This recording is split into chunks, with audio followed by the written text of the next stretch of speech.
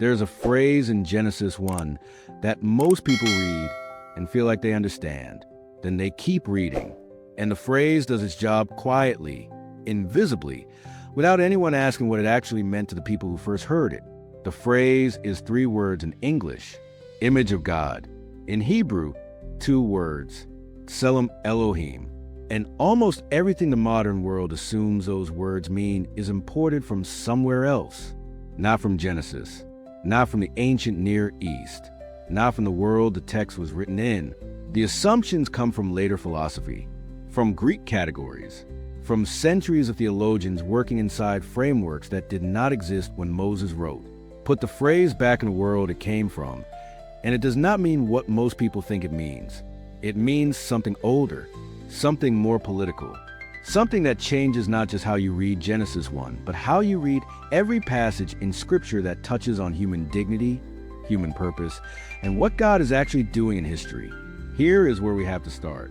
The world Genesis 1 was written into. Genesis 1 did not arrive in a vacuum. It was written in a specific cultural moment, probably during or just after Israel's time in Egypt, into a world saturated with competing creation accounts. Egypt had them. Babylon had them. Every major ancient Near Eastern civilization had a story about how the world began and who was responsible for it. The most famous is the Babylonian creation epic called the Enuma Elish.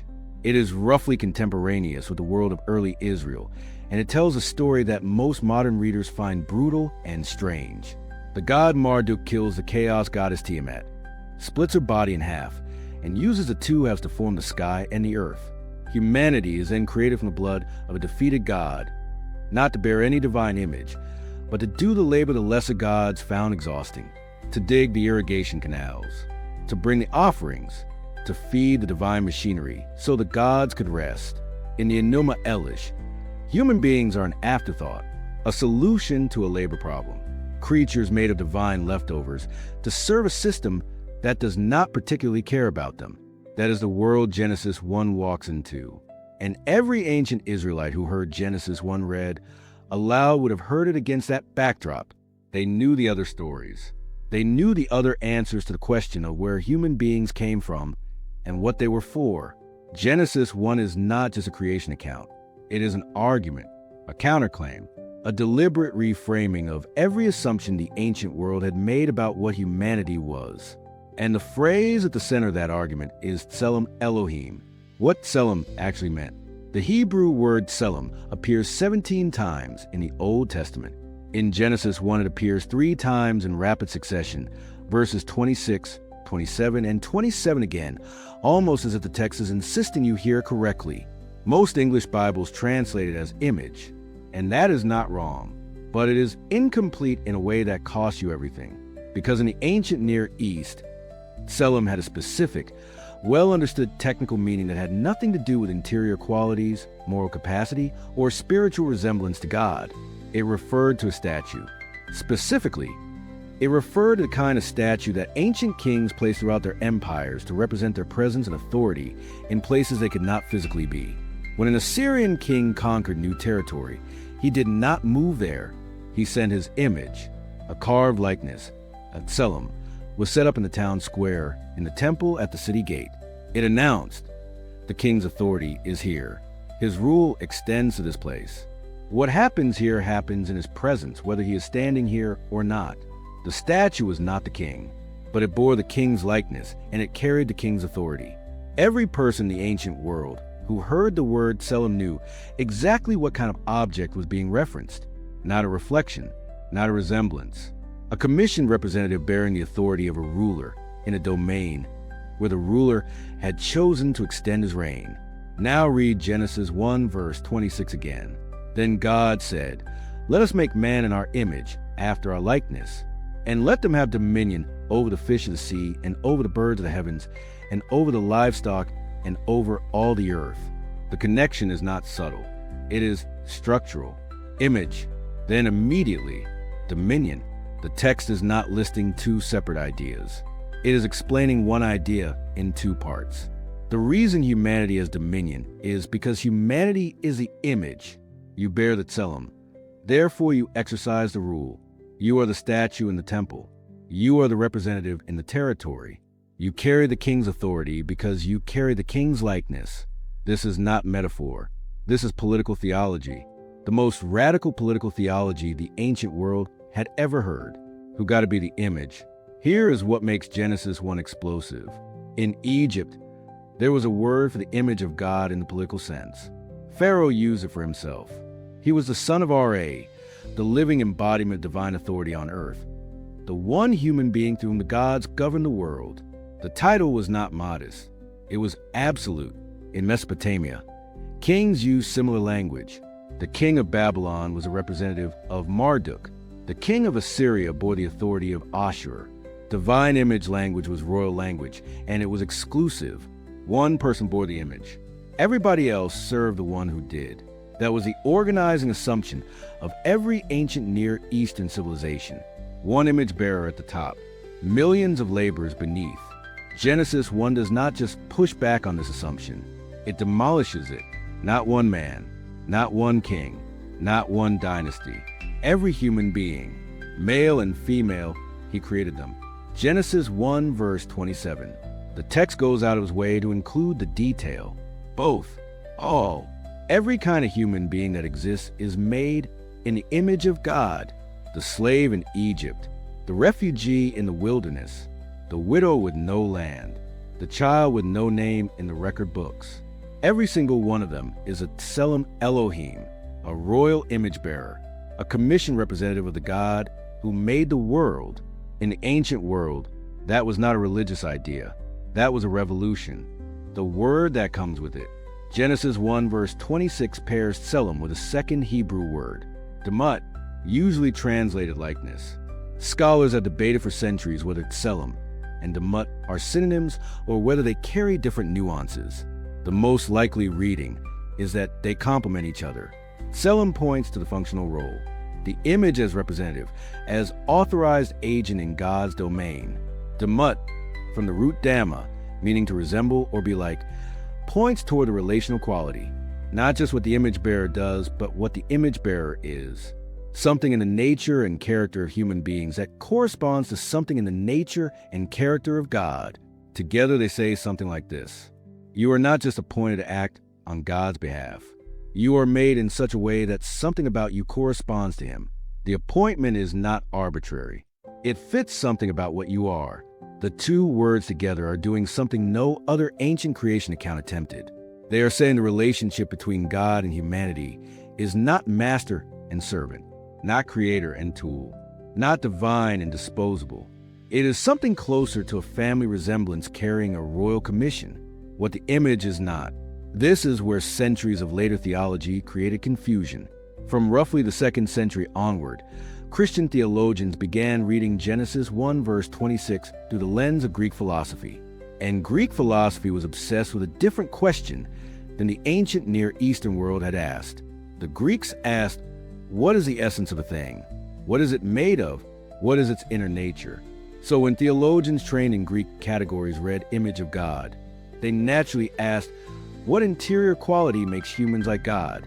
What faculty, what capacity, what spiritual dimension is the image? The answers multiplied. Reason, rationality, the capacity for moral judgment, the immortal soul, free will, consciousness, language, the ability to create. All of these proposals are not meaningless. Human beings do possess remarkable capacities that distinguish them from the rest of creation. But here's the problem. None of those answers are what Genesis 1 is actually talking about. Genesis 1 does not give you a list of inner qualities. It does not say God made humanity with reason, therefore there is image. It does not say God made humanity with soul, therefore there is image. It says God made humanity in His image. And then it immediately talks about what they are supposed to do. The image in Genesis 1 is not a noun describing a substance. It is a vocation describing a role. You are not the image because of what you have inside. You are the image because of what you have been sent to do. That distinction matters more than it might sound, because it means the image of God is not a private spiritual quality that you carry around in your interior life. It is a public commission, a calling to represent the Creator in His creation. to extend his rule, his care, his justice, his order into the world he made. The garden as a temple. Genesis 2 adds a detail that most modern readers completely miss. After the creation account, humanity is placed in a garden, and the language used to describe what they're supposed to do there is specific. Genesis 2 verse 15. The Lord God took the man and put him in the Garden of Eden to work it and keep it. Two Hebrew verbs, abad and shamar. Abad means to work or to serve, but it is also the primary verb used throughout the Old Testament for priestly service, worship, temple service. Shamar means to keep or to guard, but it is also used for the role of the Levitical priests who guarded the tabernacle. The same two verbs, abad and shamar, appear together in Numbers 3:7-8, describing the duties of the priests in the tabernacle. They shall do service and they shall keep guard. The garden was not a farm. It was a sanctuary, and humanity was not placed there as agricultural labor. They were placed there as priests, image bearers serving in the space where heaven and earth met, mediating the presence of God into the rest of creation, extending the ordered and fruitful life of the garden outward into the wider world. John Walton, one of the leading scholars of ancient Near Eastern context in Genesis, has argued extensively that the seven-day creation account in Genesis 1 follows the pattern of ancient temple inauguration texts, where a deity takes up residence in a newly ordered sanctuary. On that reading, the cosmos is a temple. God fills it with his presence on day 7, and the image bearers he creates are the priests, not the owners of the world, the stewards, not the gods of the earth, the representatives. The distinction is everything. What happened to the image? Genesis 3 does not say the image was destroyed. This is significant and widely misunderstood. After the fall, after the expulsion from the garden, after everything comes apart, the narrative seems, the text does not announce that the tselem Elohim was removed from humanity. It does not say human beings are no longer image bearers. Genesis 9 verse 6, after the fall, after the flood, God establishes a principle with Noah. Whoever sheds the blood of man, by man shall his blood be shed, for God made man in his image. Present tense. Still, the image is still there, damaged, distorted, bent. The representative has gone rogue in every way that matters, worshiping the wrong things, ruling with cruelty, treating other image bearers as tools. But the commission is not rescinded. This is why the prophets can speak about injustice to the poor as an offense against God, because the poor person is still a tselem Elohim. To dehumanize another person is not just a social failure, it is a theological one. You are defacing the image of the king. James 3 verse 9 picks up this exact thread. With the tongue we curse people who are made in the likeness of God. The New Testament is still using the Genesis language to ground human dignity, not as an achievement, not as a quality you earn, as a given. Every human being you have ever met is a commissioned representative of the God who made the world, even if they have forgotten it entirely, even if their behavior looks nothing like it, even if every institution around them has treated them like they are disposable. The image is still there, the second Adam. If the image is distorted but not destroyed, the question the whole Bible is working toward is this: what restores it? Paul answers in Colossians 1 verse 15. He is the image of the invisible God, the firstborn of all creation. The word Paul uses is icon, the Greek word that translates tselem. Jesus is not called the image of God as a compliment. He is called the image of God in the technical sense that Genesis established. The authorized representative, the one in whom a divine rule is perfectly present in the human domain. And then 2 Corinthians 3 verse 18. We are being transformed into the same image from one degree of glory to another. The restoration project is not about becoming more rational or more spiritual in some abstract sense. It is about being remade into what humanity was commissioned to be at the beginning: proper image bearers, faithful representatives of the God who owns the cosmos. Romans 8 verse 29 frames the entire Christian life in these terms: predestined to be conformed to the image of his Son. The goal of salvation in Paul's framework is not escape from the material world. It is the restoration of the vocation. Priests in the temple, stewards of creation, image bearers doing what image bearers were made to do. Why this changes how you read everything. Put this back in your hand the next time you read Genesis and watch what happens. The creation account is not primarily about how the world was made. It is about what kind of world it is and what kind of beings have been placed in it to represent its maker. The fall is not primarily about a moral failure that triggered divine punishment. It is about image bearers abandoning their vocation, deciding they could be the god instead of bearing the image, and taking the whole creation with them when the representative went rogue. The law given at Sinai is not primarily a set of rules for personal piety. It is a formation document for a nation of image bearers learning how to represent God among the nations. The incarnation is not primarily God intervening from outside. It is the Creator himself taking on the image in the fullest possible way, becoming what humanity was supposed to be, doing what the first image bearer failed to do, in the same world, in the same flesh, under the same pressures. And the resurrection is not primarily an escape from death. It is the declaration that the vocation of the image bearer is not canceled, that the new creation has begun, that the temple is being rebuilt with human beings as its priests. Tselem Elohim, 2 words, a revolution hiding in plain sight in the first chapter of the first book, the practical weight of it. There is a reason this matters beyond academic interest. If the image of God is an interior spiritual quality, then the dignity of a person rises and falls with that quality. The more rational, the more spiritual, the more morally developed, the more dignity they have, which is exactly the logic that has been used throughout history to dehumanize people who were deemed less rational, less civilized, less spiritually developed. But if the image of God is a commission given to every human being at creation, not earned and not revocable, then the logic collapses. The person whose mind has been broken by trauma, the person whose body does not work the way others expect, the person who cannot speak, the person who has done things that no court would forgive, the person who has never heard the name of God. Every one of them is a tselem Elohim, not because of what they have achieved, not because of what they believe, not because of what they look like or what they produce, because the God who made the world decided before the foundation of creation that to be human was to bear the royal image. You cannot unsee that once you see it. And once you cannot unsee it, you cannot walk through the world the same way. Every person you pass on the street is a defaced but not destroyed representative of the Creator of the universe. Every act of injustice against a human being is a statement about who you think God is. Every act of dignity offered to a human being is an act of worship.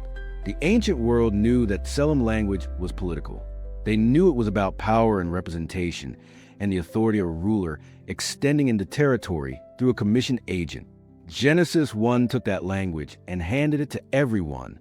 That was the argument. And 3,000 years later, we are still working out what it means. Subscribe if this changed how you read Genesis 1. Leave a comment, even one word. Share this with someone who has heard image of God their whole life and never known what it actually meant. Pray for us as we keep digging into these texts. And may the God whose image you carry, whether you feel like it or not, make it clearer in you today than it was yesterday. God bless you.